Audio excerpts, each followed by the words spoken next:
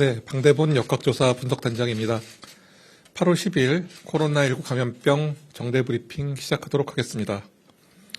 우선 이번 목요일부터 시작되는 8월 2차 접종에 대해서 말씀드리겠습니다. 지난 5월, 6월 동안 위탁의료기관에서 아스트라제네카 백신을 1차 접종하신 60에서 74세 연령층, 그리고 취약시설의 종사자, 항공승무원, 보건의료인, 사회필수 인력 등 약 820만여 명에 대한 2차 접종이 8월 12일부터 본격적으로 시행됩니다.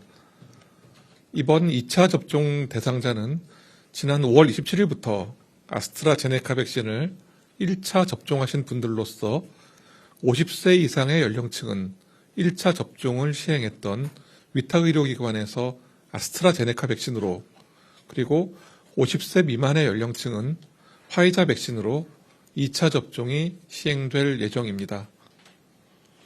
코로나19 감염은 젊은 연령층에 비해서 60세 이상의 연령층에서 보다 위중하나 예방접종을 받으심으로써 본인의 감염과 중증 그리고 사망에 대한 예방 효과를 얻으실 수 있습니다.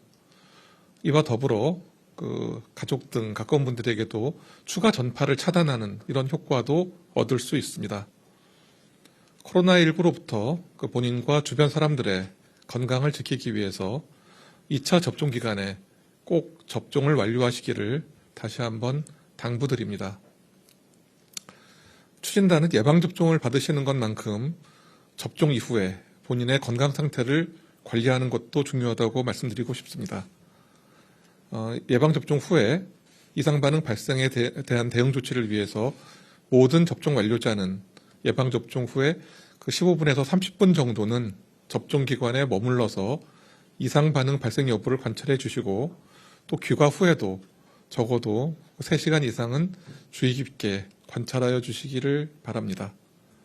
접종 부위는 항상 청결하게 유지하셔야 하고, 접종 후에 최소한 3일간은 특별한 관심을 가지고 관찰하고, 또 고열이 있거나 평소와 좀 다른 신체 증상이 나타나면 바로 의사의 진료를 받아주십시오. 어르신은 예방접종 후에 또 도움을 받을 수 있도록 혼자 있지 마시고 반드시 다른 사람들과 함께 계시기를 당부드립니다. 코로나19 예방접종 후 이상 반응으로는 발열, 피로감, 두통, 근육통, 메스꺼움이나 구토 같은 이런 반응들과 전신 반응 등이 나타날 수 있습니다. 그러나 이러한 이상 반응은 대부분 수일 이내에 그 증상이 사라지게 됩니다. 이러한 증상이 나타날 경우에는 수분을 충분히 섭취하시고 또 충분히 휴식을 취해 주시기 바랍니다. 예방접종 후에 발열이나 근육통, 몸살 증상이 있으시면 해열 진통제를 하루 정도 복용하실 수 있도록 사전에 준비하시는 것이 좋습니다. 다음으로 백신 도입 현황에 대해서 말씀드리겠습니다. 8월 11일 화이자 백신 160만 회분이 인천공항에 도착할 예정입니다. 이로써 화이자 백신 413만 회분을 포함해서 8월 1일부터 8월 11일까지 898만 8천 회분의 백신이 도입됩니다. 안정적인 백신 공급을 위해서 지속적으로 제약사와 긴밀히 협의해 나갈 예정이고, 또 구체적인 공급 일정은 제약사와 협의가 되는 대로 신속하게 안내드리도록 하겠습니다. 8월 10일 18시까지는 주민등록번호 생년월일 끝자리가 9인 18세에서 49세 연령층의 예약이 마무리되고, 20시부터는 끝자리가 0인 분들을 대상으로 사전 예약이 실시됩니다. 이번에 18세에서 49세 연령층의 사전 예약부터는 네이버, 카카오, 또 패스 등을 통해서 적어도 예약 하루 전에 간편 인증서를 미리 발급받아 두시면 예약 당일에 별도의 지체 없이 인증을 진행할 수 있게 됩니다.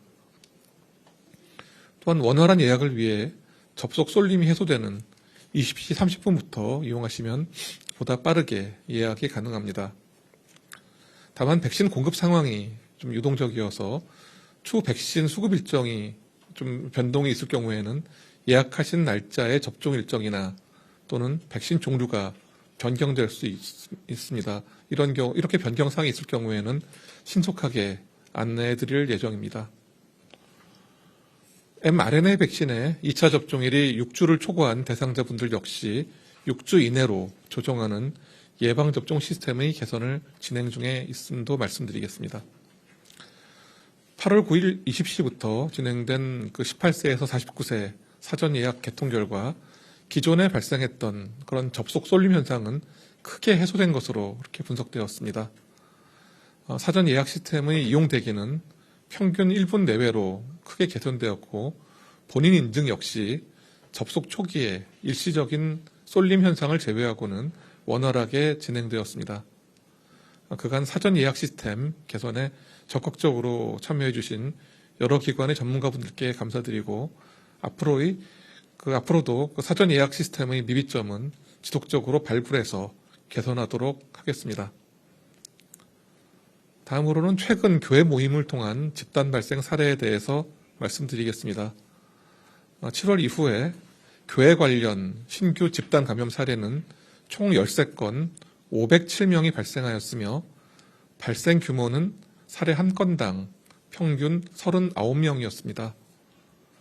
최근 발생한 종교시설 관련 주요 집단 감염 사례는 교인 및 가족 등 총 202명의 확진자가 발생하였고 예배, 찬양 등의 교회 활동을 위해서 다른 지역의 교회와 자진 교류와 또 친목 활동을 통해서 더욱 발생 규모가 커진 것으로 이렇게 확인되고 있습니다.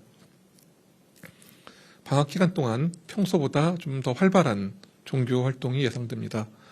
교회 내에서 방역 수칙 준수가 보다 철저하게 지켜야 되는 것은 당연한 일입니다. 교인 여러분께서는 의심 증상이 있으시면 다수가 모이는 예배 등의 참석은 자제하여 주시고 또 즉시 선별진료소에서 검사를 받아주시기 바랍니다.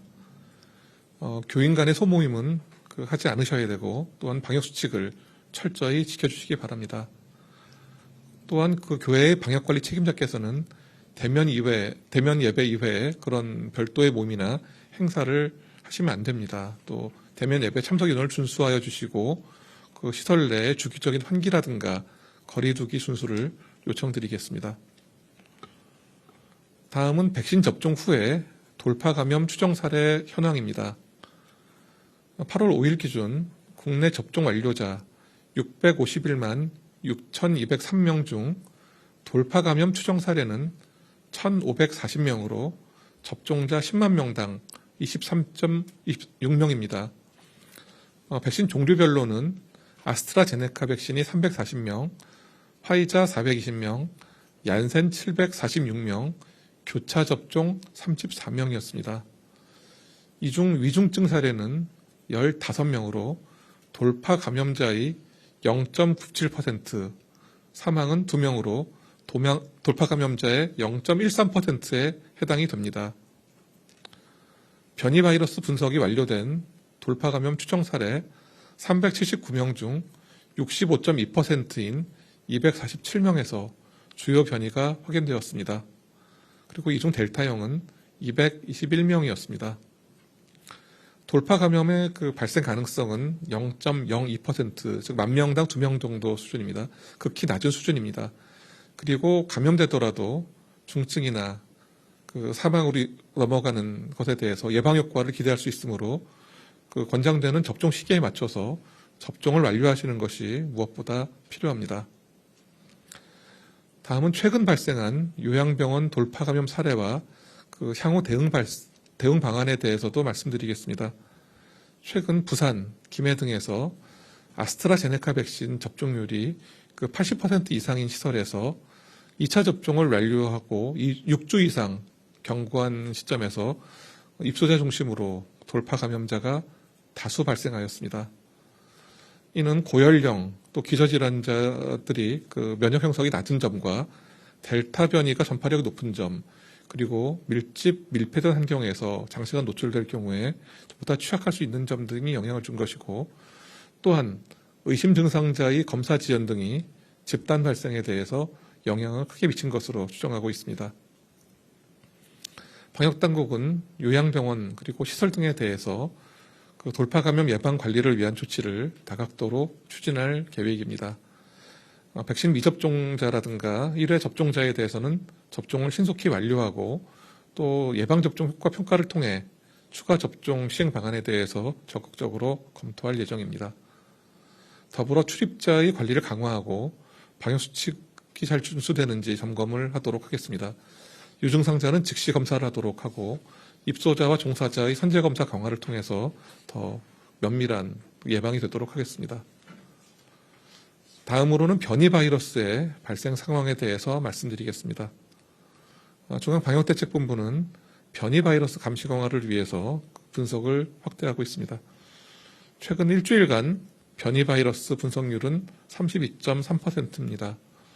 그리고 최근 일주 국내 감염 사례의 그 주요 변이 바이러스 검출률은 75.6%로서 전주에 대비해서 8.0% 증가하였습니다. 델타형 변이의 검출률은 73.1%로서 전주에 대비해서 11.6% 증가하였습니다. 최근 일주간 추가 확인된 변이 바이러스는 2,641건으로 242건은 해외 유입 사례, 2,399건은 국내 감염 사례였습니다. 한편 작년 12월 이후에 현재까지 확인된 변이 바이러스는 총 1만 766건입니다.